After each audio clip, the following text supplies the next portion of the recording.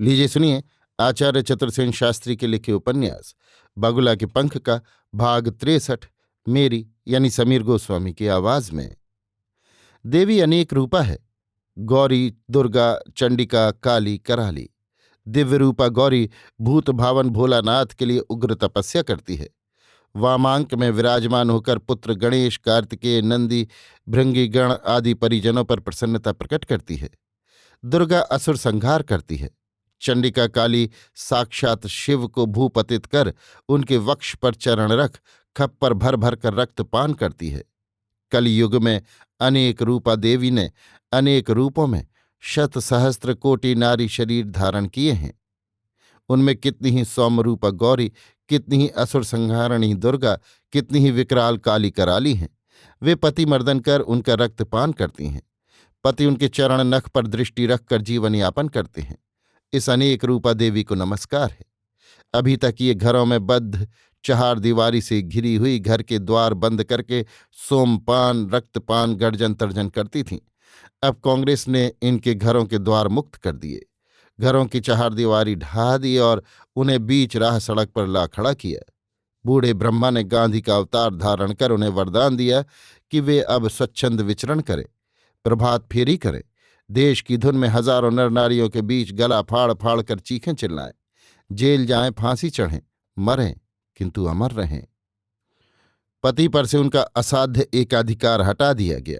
साक्षात स्वामी कार्तिकेय ने नेहरू चाचा के रूप में जन्म लेकर उन्हें तलाक का वरदान दे दिया। अब वे अंधेरे ही भोर के तड़के प्रभात फेरी के नाम पर जहां जी चाहे जाएं, जो जी चाहे करें। पति महोदय बम भोलानाथ की महामाया के प्रसाद से मीठी नींद निर्विघ्न सोते रहेंगे। चाय पानी से स्वयं निबट लेंगे। बच्चों को शीशी का दूध पिला, होटल में भव्य भोज का प्रसाद ले, दफ्तर में जा अफसर की लाल पीली आंखों की रंगत देख देख कर कागज काले करते रहेंगे। पत्नी रूपा देवी से शक, संदेह, प्रश्न, वाद विवाद न कर सकेंगे। करेंगे तो तड़ाक फड़ाक तलाक, अदल बदल, अर्थात उसकी इसकी बगल में, इसकी उसकी बगल में। जय हो सभ्यता भवानी की, नई दुनिया की, नई रोशनी की। नई रोशनी की अधिष्ठात्री, प्रभात फेरी, भाषण, चंदा ग्रहण निपुणा, कांग्रेस पूता, खद्दर धारणी दिव्य देवियों की जय। विद्यासागर के अनेक गण थे। गणों में कुछ गणी भी थीं। इस समय व्याकरण विस्मरण हो रहा है। गण का स्त्रीलिंग याद नहीं आता, अतः गणी ही कहता हूं। हाँ, तो एक गणी का नाम था विभा। कॉलेज की बीए की मंजिल पर पहुंचकर लौट आई थी देश सेवा करने। अभी कुमारी थी, युगपति नहीं मिला था। आयु 30 थी या 35 ठीक ठीक नहीं कहा जा सकता, पर थी उम्र चोर। अभी छोकरी ही मालूम देती थी खुशमिजाज, हाजिर जवाब, स्वच्छंद वायु के झोंके के समान जहां पहुंचती, झाड़ झंखाड़ को हटा अपना स्थान बना लेती।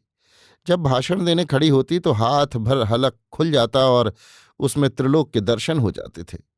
खद्दर की बगुला के पंख समान अमल धवल साड़ी, वैसा ही जंपर और कंधे पर एक झोला, पैरों में एक चप्पल जो आवश्यकता पड़ने पर शूल, शक्ति, गदा, कृपाण सभी का काम देती थी। मुंह की फाड़ जरा चौड़ी, बस हजारों की भीड़ में भीषण भाषण के सर्वथा उपयुक्त। दूसरी थी शक्ति भारती। इनका असली नाम कोई नहीं जानता था, पर मुद्दत से यही नाम प्रसिद्ध था। पूर्व जन्म के समान इसका पूर्वव्रत भी अज्ञात था।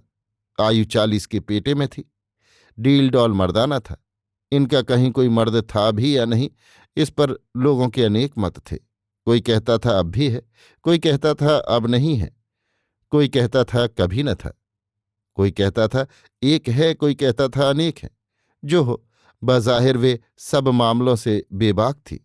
पेशा था कांग्रेस आंदोलन और जेल आना जाना, सभा सोसाइटियों में स्त्री स्वयं सेविकाओं को बटोरना, उन्हें अनुशासन में रखना, नेताओं से परामर्श करना, सर्वसाधारण को देशभक्त न होने के कारण डांटना, फटकारना, लानत मलामत देना, कांग्रेस के लिए भले बुरे का कुछ भी विचार न कर सब कुछ उचित समझकर सभा सोसाइटियों में सबसे आगे बैठना। ये दोनों थी महागणी। इनके साथ गणियों की गड्डी सदा नत्थी रहती थी। अभी आप सुन रहे थे आचार्य चतुर्सेन शास्त्री के लिखे उपन्यास बगुला के पंख का भाग 63 मेरी यानी समीर गोस्वामी की आवाज में।